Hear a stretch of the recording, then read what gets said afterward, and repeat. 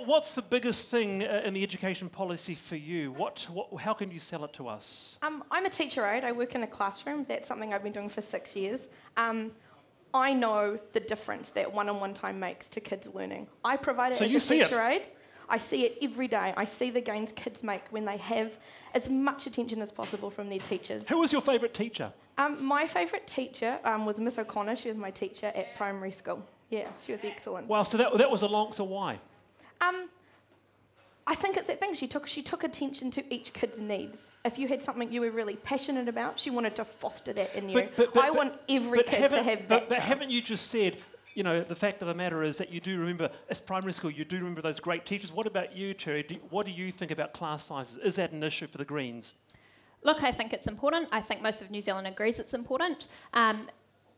And that's something that we believe in, but beyond that, we need to look at things outside the classroom. The things that matter most are actually levels of inequality, which have been shown to have a massive impact on student learning. All right. So your $359 million is going to be scrapped if the government changes. What are your thoughts? Yeah, I think that's a mistake, because at the end of the day, we want the best possible teachers in the classroom in front of young Kiwis. We want them to... They have the biggest impact on people in the classroom. That's why we're backing teachers. Yeah, they do. Yeah. Jessie remembers her favourite teacher. I remember my favourite teacher. Who was your favourite teacher? Difference. Mrs. Rood. She was great.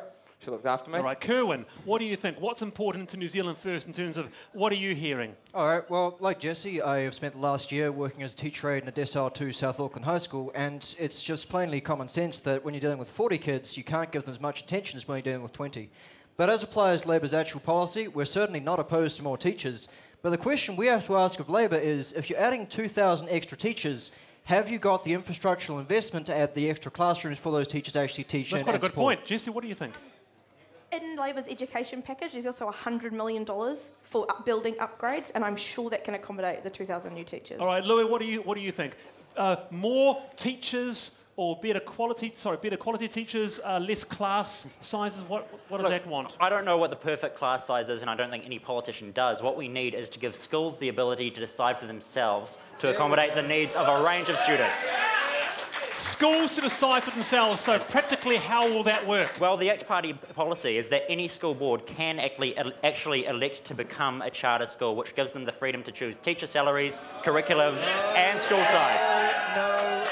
If you want to know the perfect education system, don't ask the teachers' union and don't ask a politician. Don't ask a politician. Ask the parents who are actually putting their kids' lives on the line. Don't ask the teachers' union. These are people at the coalface. There's a reason it's called the teachers' union. They're not there for the students. They're there for the teachers, and they've by and large sort of ignored charter schools because it threatens them. What do you make of that? It's rubbish. I mean, teachers are the ones having contact with students. They know what's happening on the ground. So. Right. Hello there, sir. You walked away from me before, didn't you? Yes. That doesn't work. I've got eyes in the back of my head. I'm going to ask you an easy one, though. What makes for a good teacher? Think about your favourite teacher at school and what made them great. Mr. Griffith from St. Peter's. He really cared about the students, and he went 120% to look after us and our needs. Didn't teach you maths, though, did he? No, he's an English teacher. Right, okay, good. And some of you got that, sorry. And what specifically did he do that others didn't? I think he thought about the students as more than just academic, and so he took people on tramping and he took them paintballing, and he really wanted a holistic education, and he was really big on that. So that's something you provided us. Fantastic, great answer. Thank you very much. Sir, how about you? Your favourite teacher at school, what did they have going for them? Oh, Barney Burko was his name, and I think he's still down the Bay of Plenty, and he was just fantastic. And it was about his willingness to understand children's aspirations and their abilities. And, yep, he was brilliant. Mine was Mrs. Allen at Waiuru Primary School. She could draw awesome dinosaurs, and that was pretty much what did it for me.